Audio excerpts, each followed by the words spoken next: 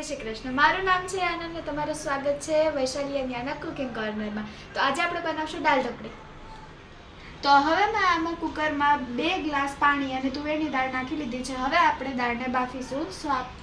હવે આપણે ચપટી હળદર નાખવાની છે અને થોડું મીઠું નાખવાનું છે. તો હવે આપણે કુકરની 4 વિસલ થવા આપણે દાળ ઢોકળીનો લોટ બાંધીશું. તો હવે આપણે લોટ બાંધીશું. હવે આમાં આપણે થોડી હળદર, થોડું ધાણા જીરું અને મીઠું,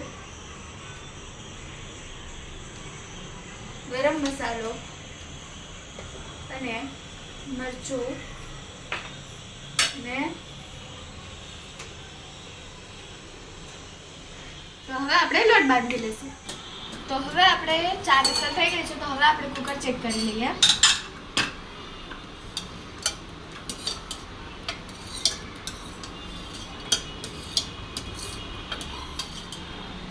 તો હવે આમાં આપણે 1 ગ્લાસ પાણી નાખી દઈશું.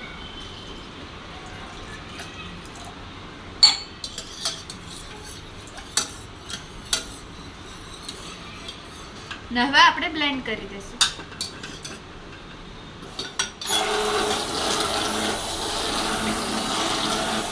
તો હવે આપણે એક પેનમાં તેલ ગરમ કરશું.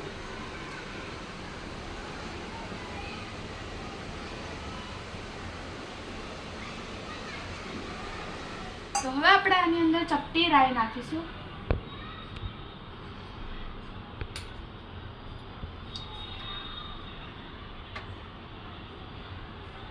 નાખીશું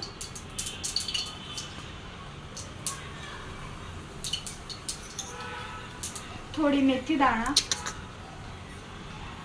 અને થોડો આચાર મસાલો અને ચપટી હિંગ. તો હવે આપણે આની અંદર આદુ મરચાંની પેસ્ટ અને ટમેટા નાખ્યા.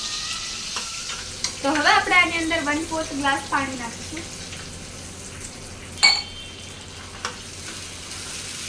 તો હવે પાણી ઉકળે એટલે આપણે આની અંદર દાળ નાખી દઈશું. તો હવે આપણે પાણી ઉકળી ગયું છે. તો હવે આપણે દાળ નાખીશું.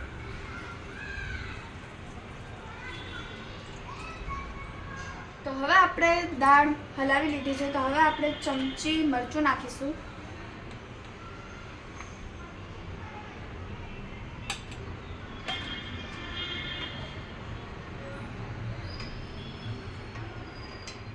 ને હવે ચમચી ધાણા જીરું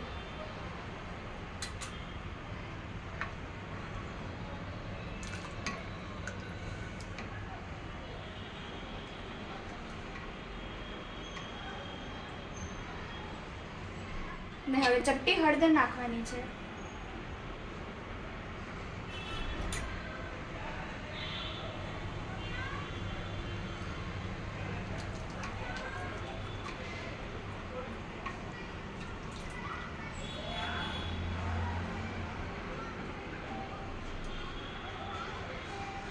તો હવે આપણે સ્વાદ અનુસાર મીઠું નાખી લઈશું.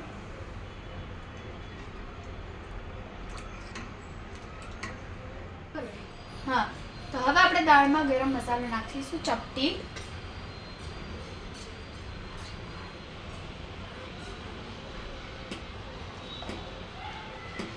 તો હવે આપણે દાળને થોડી વાર ઉકળવા દઈશું. ત્યાં લગી આપણે ઢોકળી વણી લઈશું. તો હવે મેં વણી લીધું છે. તો હવે આપણે આ ઢોકળી દાળની અંદર નાખી દઈશું.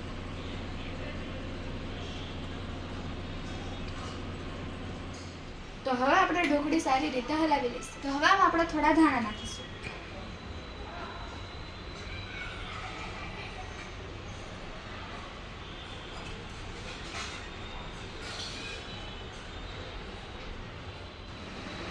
તો હવે આપણી દાળ ઢોકળી રેડી થઈ ગઈ છે. તો હવે આપણે આની અંદર થોડું લીંબુ નાખીશું.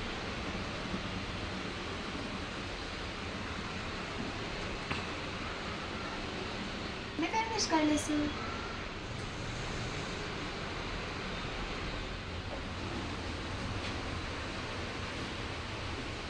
તો હવે આપણે ગાર્નિશ કરી લીધું છે ને કેટલો સારો કલર આવ્યો છે, કેટલી સારી લાગે છે. તો તમને અગર મારી રેસીપી ગમે તો લાઈક, શેર અને સબસ્ક્રાઈબ કરો. Bye bye.